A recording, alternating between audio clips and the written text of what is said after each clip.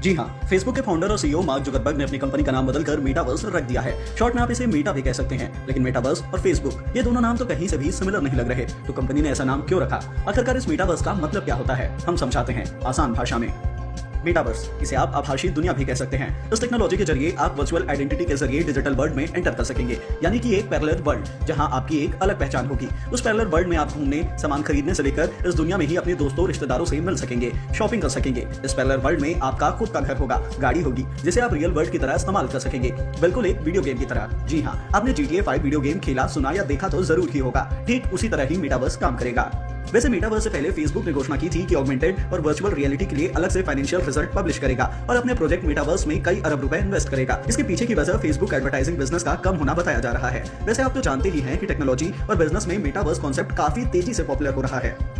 Metaverse काफी बड़ा term है। इस पैरेलल वर्ल्ड में आप इंटरनेट के जरिए एंटर कर सकेंगे। कई साइंस फिक्शन मूवीज और बुक्स वर्चुअल वर्ल्ड एनवायरनमेंट या मेटावर्स पर बने हुए हैं। अभी ज्यादातर वर्चुअल स्पेस रियल लाइफ की जगह वीडियो गेम की तरह दिखता है, लेकिन इसके आने के बाद आप रियल दुनिया का फील वर्चुअल में ले पाएंगे। मेटावर्स के फैंस इसे इंटरनेट डेवलपमेंट का अगला स्टेज मानते हैं।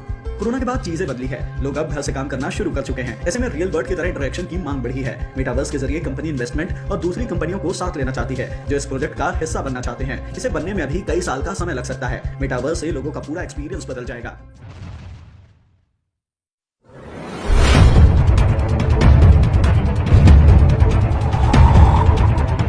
स्वागत है आप सबका एक बार फिर से। और आज हम बात करने वाले हैं मेटावर्स के कुछ डिटेल्स के बारे में। मेटावर्स पे और भी वीडियोस बनाऊंगा क्योंकि मेटावर्स थोड़ा मुश्किल है समझना, लेकिन आज हम ये बताएंगे आपको कि मेटावर्स में प्लॉट्स कैसे खरीदे जा रहे हैं और प्लॉट्स की क्या अहमियत है।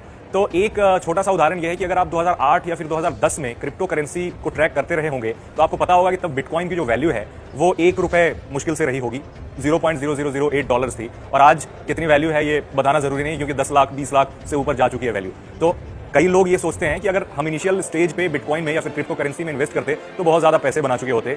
आज वो समय है जब आप कुछ ऐसा सोच सकते हैं जो थोड़ा फ्यूचरिस्टिक हो। अब उसी के बारे में हम बात कर रहे हैं। मेटावर्स एक प्लेटफॉर्म है, आ चुका है मेटावर्स। आपने सुना होगा कि मेटावर्स में शादियां हो रही हैं, मेटावर्स में स्कूल खुल गए हैं, मेटावर्स में पढ़ाई हो रही है। जल्दी से आपको बता दें कि मेटावर्स क्या है। मेटावर्स एक वर्चुअल वर्ल्ड है, एक तीसरी दुनिया है, दूसरी दुनिया। आप तीसरी दुनिया चांद को कह सकते हैं, मार्स को कह सकते हैं, लेकिन तीसरी दुनिया मेटावर्स जहां सब कुछ वर्चुअली होता है, एक्सेस वर्चुअली मिलता है। आप वहां पर अपना अवतार भेज सकते हैं और उसे एक्सेस करने के लिए आप मोबाइल से एक्सेस कर सकते हैं, कंप्यूटर से एक्सेस कर सकते हैं। उसे एक्सेस करना बिल्कुल ईजी है। रियल लाइफ में मेटावर्स आपको दिखेगा नहीं, वो बिल्कुल एक कहते हैं ना कि किसी चीज को आप टच कर सकते हैं, दूसरी चीज को नहीं टच कर सकते। तो मेटावर्स ऐसी चीज है जिसे आप फील कर सकते हैं, देख सकते हैं, आप वहां जा सकते हैं वर्चुअली, बट आप उसे टच नहीं कर सकते हैं।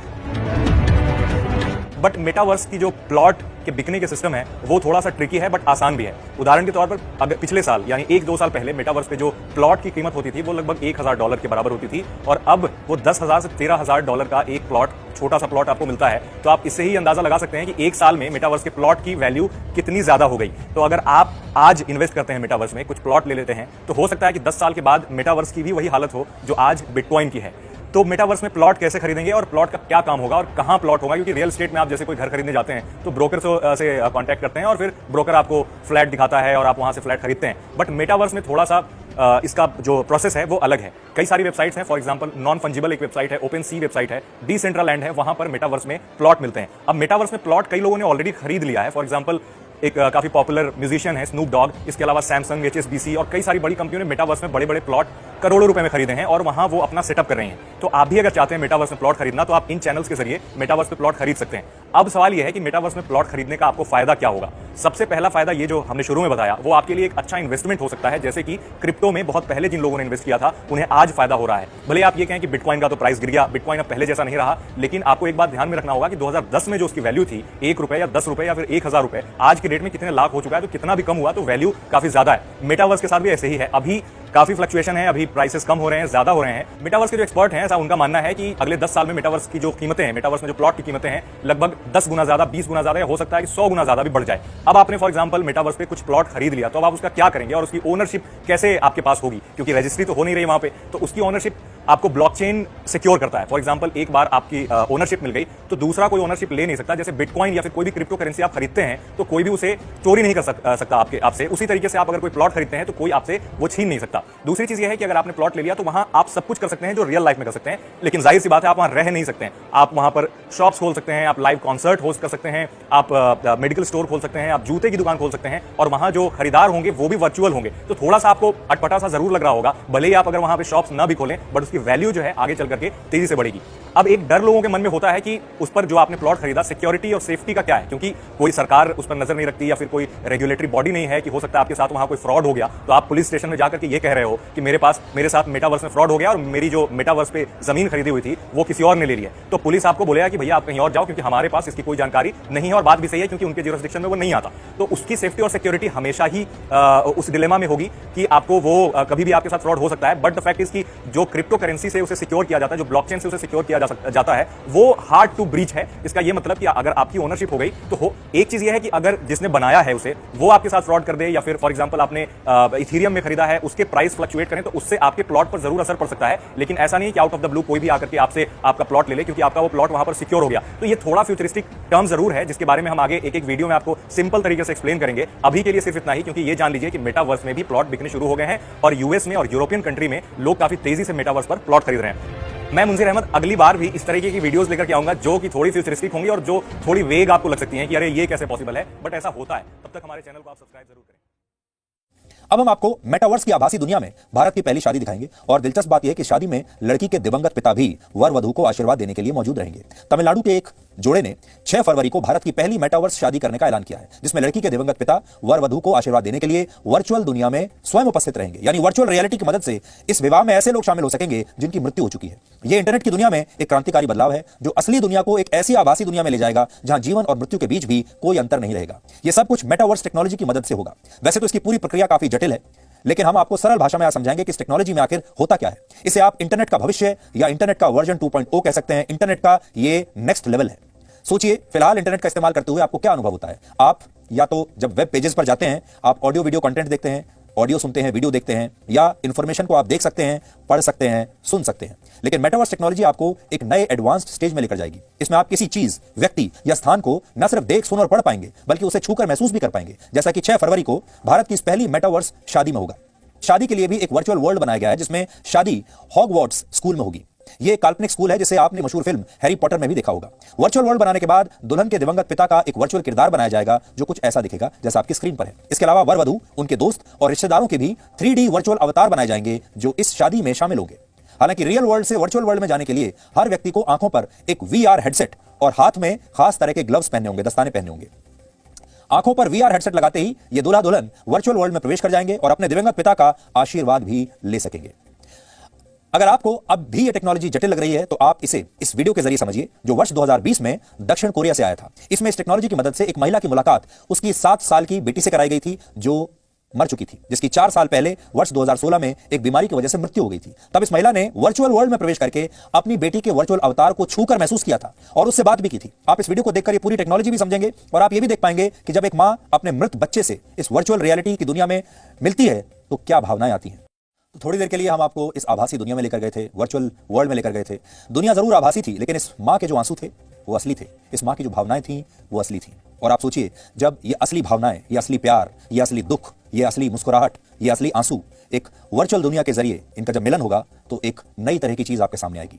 इस टेक्नोलॉजी की मदद से इंसान वो सब कुछ कर सकता है जिसकी शायद कभी उसने कल्पना भी नहीं की थी। इससे उन लोगों को आभासी दुनिया में जीवित किया जा सकेगा जिनकी मृत्यु हो चुकी है। इसके अलावा मान लीजिए आप अपनी आंखों पर एक VR हेडसेट लगाकर वर्चुअल वर्ल्ड में किसी सड़क के किनारे टहल रहे हैं और इस दौरान किसी दुकान पर आपको कुछ कपड़े पसंद आ जाते हैं, तो आप डिजिटल करेंसी से उन कपड़ों को खरीद भी सकते हैं, उन्हें छूकर महसूस कर सकते हैं, और जब आप वापस अपनी असली दुनिया में आएंगे तो ये कपड़े आपके घर पर डिलीवर भी हो सकते हैं। इसके अलावा ऑफिस की ऑनलाइन मीटिंग्स, स्कूल की ऑनलाइन क्लासेस का भी वर्चुअल अनुभव लिया जा सकता है। हालांकि इस टेक्नोलॉजी का इससे भी बड़ा फायदा यह है कि इसका इस्तेमाल बच्चों को देश का इतिहास बताने के लिए किया जा सकता है। आज हम सोच रहे थे कि जब आपके सामने आएंगे तो क्या ये टेक्नोलॉजी तो अब दुनिया में आ ही गई है, लोगों को इसके बारे में पता भी है। अब बड़ी चुनौती यह है कि इस टेक्नोलॉजी को अच्छे कामों के लिए सकारात्मक इस्तेमाल कैसे इसका हो सकता है। इस टेक्नोलॉजी का हमारे बच्चों को, छात्रों को, युवाओं को क्या फायदा हो सकता है, या ये टेक्नोलॉजी उन्हें सिर्फ भटकाने के लिए काम आएगी, उनका वक्त बर्बाद करने के लिए काम आएगी। इसलिए हमें लगा कि एक बहुत अच्छी टेक्नोलॉजी है जिसके जरिए हम अपने छात्रों को, युवा पीढ़ी को अपने देश के इतिहास के बारे में बता सकते हैं। आज अगर कोई युवा या कोई बच्चा शहीद भगत सिंह या नेताजी सुभाष चंद्र बोस के मुख से उनकी ही वीर गाथा सुनना चाहता है, किसी घटनाक्रम को देखना चाहता है, उसे जीना चाहता है, तो इस आभासी दुनिया में यह सब कुछ मुमकिन होगा। यानी ये टेक्नोलॉजी देश के लिए, हमारे समाज के लिए बहुत उपयोगी हो सकती है। और संभव है कि भविष्य में गणतंत्र दिवस समारोह में इस टेक्नोलॉजी का इस्तेमाल होने लगे और सरकारें मुख्य अतिथि के तौर पर भी किसी देश के राष्ट्राध्यक्ष की जगह, हो सकता है हमारे देश के संविधान निर्माता डॉक्टर भीमराव अंबेडकर को ही इस समारोह में वर्चुअली शामिल करा लें। या हो सकता है आपको कभी पता चले कि इस बार वर्चुअल दुनिया में सरदार पटेल चीफ गेस्ट बनाए गए हैं इस बार की परेड के, क्योंकि वर्चुअल वर्ल्ड में उनका अवतार ऐसा आसानी से कर पाएगा। आप महात्मा गांधी से मिल पाएंगे, सरदार पटेल से मिल पाएंगे, नेताजी सुभाष चंद्र बोस से मिल पाएंगे, भगत सिंह से मिल पाएंगे और अपने देश के इतिहास को और हमारे देश के इतिहास के जो सुपरस्टार्स हैं उनसे मिल पाएंगे, उन्हें समझ पाएंगे।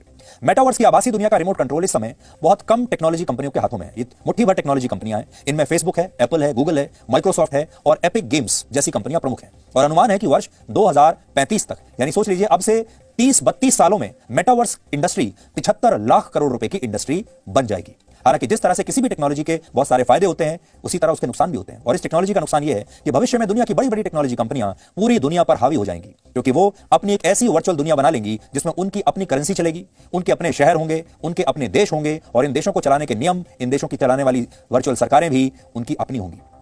अगर आपको उन देशों की नागरिकता चाहिए तो आपको इन कंपनियों के पास जाना पड़ेगा और इनकी शर्तें पूरी करनी पड़ेंगी। अगर आपको उन देशों में, उन शहरों में किसी कॉन्सर्ट में शामिल होना है, आप किसी रेस्टोरेंट में जाना चाहते हैं, होटल में जाना चाहते हैं, तो आपको इनसे इजाजत लेनी पड़ेगी। हो सकता है जैसे आज आप किसी दूसरे देश में जाने के लिए वीजा लेते हैं उस देश की सरकार से, वैसा ही वीजा एक खास कीमत देकर आपको इन देशों में जाने के लिए भी, इन वर्चुअल देशों में जाने के लिए भी लेना पड़ेगा। और तब आप इन टेक्नोलॉजी कंपनियों की मुट्ठी में आ जाएंगे, क्योंकि आपकी सारी डिटेल्स इनके पास होंगी। आज से 30 साल पहले 1992 में जब इंटरनेट अपने बहुत ही शुरुआती चरण में था, तब अमेरिका के मशहूर साइंस फिक्शन राइटर नील स्टीफनसन ने पहली बार मेटावर्स शब्द का इस्तेमाल किया था। मेटावर्स का अर्थ क्या है ये देखिए। मेटावर्स दो शब्दों से बना है, मेटा और वर्स, इससे मिलकर बना है मेटावर्स। मेटा एक ग्रीक शब्द है, ग्रीक भाषा का शब्द है, जिसका अर्थ होता है पार, जैसे किसी चीज के पार चले जाना। और वर्स शब्द जो है वो यूनिवर्स से आया है, जिसका अर्थ है ब्रह्मांड। यानी मेटावर्स का अर्थ यह हुआ कि आप अपने इस यूनिवर्स को, इससे पार चले जाएंगे, इस यूनिवर्स को पार करके आप एक अगले यूनिवर्स में चले जाएंगे। नील स्टीफनसन ने अपनी एक पुस्तक में न सिर्फ मेटावर्स के भविष्य को तभी देख लिया था, बल्कि उन्होंने यह भी भविष्यवाणी की थी कि एक समय ऐसा आएगा जब ये असली दुनिया टेक्नोलॉजी कंपनियों के हिसाब से नियंत्रित होने लगेगी। और आज ऐसा ही हो रहा है। आज मेटावर्स टेक्नोलॉजी की मदद से वर्चुअल वर्ल्ड में जो शहर बसाए जा रहे हैं, वहां जमीनों की बिक्री शुरू हो गई है। अब आप इस वर्चुअल वर्ल्ड में जमीन खरीद सकते हैं, मकान बना सकते हैं, थिएटर्स बना सकते हैं, रेस्टोरेंट्स, होटल्स बना सकते हैं। और ये कंपनियां अब वहां पर वर्चुअल जमीन बेच रही हैं। और असली दुनिया की तरह यहां भी बीच फेसिंग अपार्टमेंट्स हैं, या बाजार के नजदीक वाला घर, या पार्क फेसिंग घर आपको बाकी जगहों से महंगा मिलेगा। उदाहरण के लिए मान लीजिए भविष्य में अगर आपका दिल करता है कि आप इस टेक्नोलॉजी की मदद से गोवा के किसी इलाके के कसिनो में जाना चाहते हैं, जबकि असल में आपके शहर में लॉकडाउन लगा हुआ है। अब वर्चुअल वर्ल्ड में वो कसिनो जिस जगह पर होगा, उस जगह को शायद किसी ने पहले से ही खरीद लिया होगा और उस कसिनो का भी कोई मालिक होगा। उस पर एक वर्चुअल कसिनो बनाया जाएगा और इसके बाद आप वहां जा पाएंगे और फिर आपको शायद उस कसिनो की टिकट खरीदनी पड़ेगी। और वो कसिनो जिस भी व्यक्ति या कंपनी ने बनाया होगा, ये पैसा उसकी जेब में जाएगा। एक और उदाहरण देखिए। कैरिबियन देश बारबाडोस ने एक वर्चुअल कंपनी को इसी वर्चुअल वर्ल्ड में अपनी एम्बेसी बनाने का काम सौंप दिया है और इसके लिए बाकायदा उनकी सरकार ने अपनी एम्बेसी बनाने के लिए वहां पर वर्चुअल जमीन खरीदी है। इससे आप समझ पाएंगे कि असली दुनिया के समानांतर अगर एक आभासी दुनिया भी बन गई तो ये मुट्ठी भर टेक्नोलॉजी